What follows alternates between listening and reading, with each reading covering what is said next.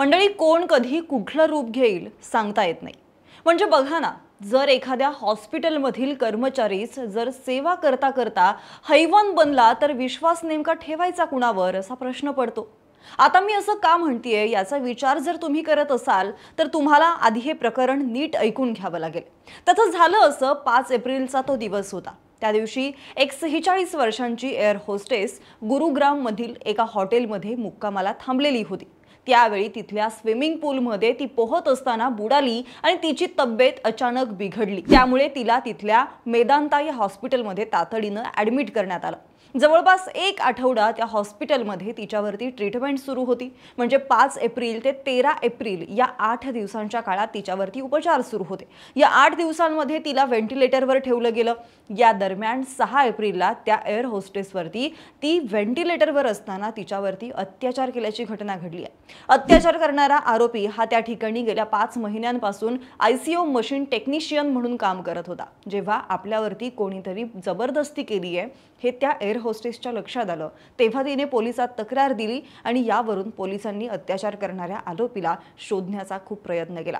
पण मंडळी, हॉस्पिटलमध्ये व्हेंटिलेटरवर असलेल्या महिलेसोबत नेमकं काय आणि कसं घडलं, पोलिसांनी त्याच्या मुसक्या कशा आवळल्यात, सविस्तर पाहूयात या व्हिडिओमधून। नमस्कार, मी मयुरी कराडे आणि तुम्हाला तर माहिती आहे आपला विषयच भारी आहे। मंडळी, एअर होस्टेसने पोलिसांना दिलेल्या तक्रारीनुसार ती एअरलाइन कंपनीच्या ट्रेनिंगसाठी गुरुग्रामला आलेली होती। त्या दरम्यान 5 एप्रिलला मुक्कामी असलेल्या हॉटेलमध्ये ती आजारी पडली। तेव्हा तिला मेदांता इथं आणण्यात आलं। तिथल्या स्विमिंग पूलमध्ये पोहताना ती बुडाली आणि तिची तब्येत बिघडली।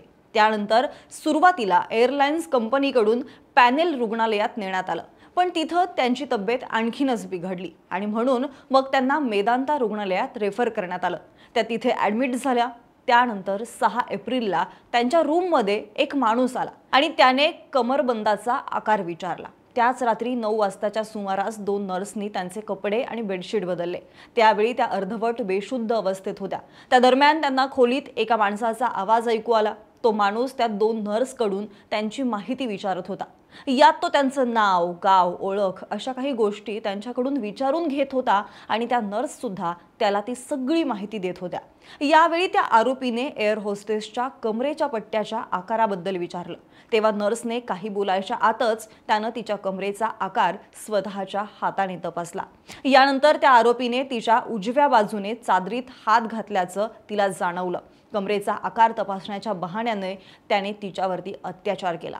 या दरम्यान ती अर्धबेशुद्ध अवस्थेत असल्यामुळे तिला हालचाल करता येत नव्हती, पण तिला तिच्या शरीरासोबत कोणीतरी खेळतंय हे जाणवत होतं, पण करता काहीच येत नव्हतं। थोड्या वेळाने तिच्या बेडशीटवर रक्त दिसलं। यावरती नर्स म्हणाली, तुला मासिक पाळी आली असेल, पण तसं काही नव्हतं। थोड्या वेळाने आणखी एक नर्स आली। तिथे असणाऱ्या दुसऱ्या नर्सला तिने बेडशीटवरील रक्ताबद्दल विचारलं। त्यावर त्या नर्सने शब्दही काढला नाही। तिने तिच्या डोळ्या देखत झालेल्या अत्याचाराविषयी काहीही सांगितलं नाही। पुढे एका आठवड्यानंतर 13 एप्रिलला त्या एअर होस्टेसला हॉस्पिटलमधून डिस्चार्ज मिळाला। त्यानंतर तिने तिच्या नवऱ्याला तिच्यासोबत घडलेला हा सगळा प्रकार सांगितला आणि पुढे मग त्यांनी पोलिसांना याची कल्पना देत रीतसर तक्रार दाखल केली आहे। नंतर पोलिसांनी त्या आरोपीला अटक केली। पोलिसांनी दिलेल्या माहितीनुसार आरोपी हा मेदांता हॉस्पिटलमध्ये आयसीयू मशीन टेक्निशियन म्हणून कार्यरत आहे। तो गेल्या 5 महिन्यांपासून मेदांता इथे काम करत होता।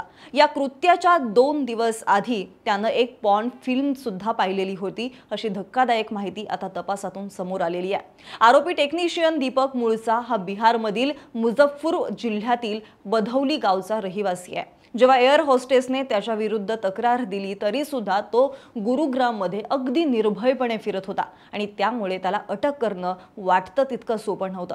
त्याच्या अटकेसाठी पोलिसांना सीसीटीव्ही कॅमेऱ्याने रेकॉर्ड केलेले तब्बल 800 व्हिडिओ फुटेज तपासून पाहावं लागलं। याशिवाय मेदांता रुग्णालयातील डॉक्टर आणि कर्मचाऱ्यांसह 60 जणांची सुद्धा चौकशी करण्यात आलेली आहे आणि त्यानंतर जाऊन त्या आरोपीची ओळख पटली आहे। याबाबत गुरुग्रामचे डीसीपी डॉक्टर अर्पित जैन यांनी सांगितल्याप्रमाणे एअर होस्टेसने 14 एप्रिलला तक्रार दाखल केली।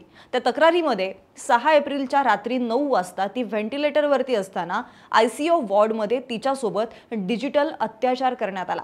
आता तुम्ही म्हणाल की हा डिजिटल अत्याचार नेमका असतो तरी काय? टाइम्स ऑफ इंडियाने दिलेल्या बातमीनुसार डिजिटल अत्याचार ही संज्ञा गंभीर प्रकारच्या विनयभंगासाठी वापरली गेली गेली आहे। अशा प्रकारचा गुन्हा घर, रुग्णालय, सार्वजनिक ठिकाणी किंवा कोठडीत होऊ शकतो। या प्रकारच्या गुन्ह्यांमध्ये पीडितेला मानसिक धक्का बसतो। मागे उत्तर प्रदेशमधील नोएडामध्ये असाच 81 वर्षीय स्केच आर्टिस्ट विरुद्ध डिजिटल अत्याचाराचा गुन्हा दाखल झालेला होता। मॉरिस रायडर असं त्या आरोपीचं नाव होतं। डिजिटल अत्याचाराच्या घटनांमध्ये बोट, अंगठा किंवा प्रजनन अवयवांव्यतिरिक्त इतर कोणत्याही वस्तूचा वापर केला जातो आणि अशा अत्याचाराच्या वाढत्या घटनांना आता आळा घालण्यासाठी अत्यंत कठोर शिक्षेची तरतूद करण्यात आलेली आहे। डिसेंबर 2012 पर्यंत डिजिटल अत्याचाराच्या धारणा स्पष्ट नव्हत्या, पण आता त्याकडे गंभीर गुन्हा म्हणून पाहिलं जातं। त्या केसेसमध्ये दोषी आढळलेल्या व्यक्तीला 5 वर्षांपर्यंत कारावासाची शिक्षा होऊ शकते। काही प्रकरणांमध्ये शिक्षा 10 वर्ष किंवा जन्मठेपेची सुद्धा असू शकते। मंडळी, सध्या एअर होस्टेसशी संबंधित ही एक घटना हाय प्रोफाईल केस असल्यानं गुरुग्रामच्या पोलीस स्टेशनमध्ये तात्काळ FIR दाखल करण्यात आलेली होती। त्यानंतर पोलीस मेदांता रुग्णालयात पोहोचले, जिथून CCTV कॅमेऱ्यांचे फुटेज ताब्यात घेण्यात आले। छेडछाडीच्या वेळी ICU मध्ये ड्युटीवरती असलेल्या कर्मचाऱ्यांचे ड्युटी रजिस्टर तपासण्यात आलं, जप्त करण्यात आलं। पुढे तपासासाठी SIT सुद्धा स्थापन केली गेली। या SITने वारंवार हॉस्पिटलमधील CCTV फुटेज तपासले, तेव्हा कुठे जाऊन त्यांना एक सुगावा लागला आणि यानंतर SITने मेदांता हॉस्पिटल बरोबर सगळ्याच ठिकाणच्या फुटेजची तपासणी सुरू केली। यात तब्बल 800 फुटेज वारंवार पाहिले गेले।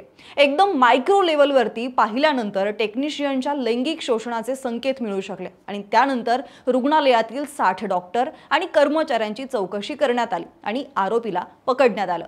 पुढे आरोग्यमंत्री आरती राव यांनी सुद्धा या प्रकरणाचा अहवाल मागितलेला होता, ज्यामध्ये हरियाणा सरकार सुद्धा सक्रिय झालेलं होतं। आता या प्रकरणातील आरोपीला अटक तर झाली आहे, मात्र जोपर्यंत त्याला योग्य ती शिक्षा मिळत नाही तोपर्यंत त्या पीडितेला न्याय मिळणार नाही, एवढं नक्की आहे। बाकी या घटनेबद्दल तुम्हाला काय वाटतं कमेंट करून नक्की कळवा आणि आपल्या विशेष भरीला सबस्क्राइब करायला विसरू नका। धन्यवाद।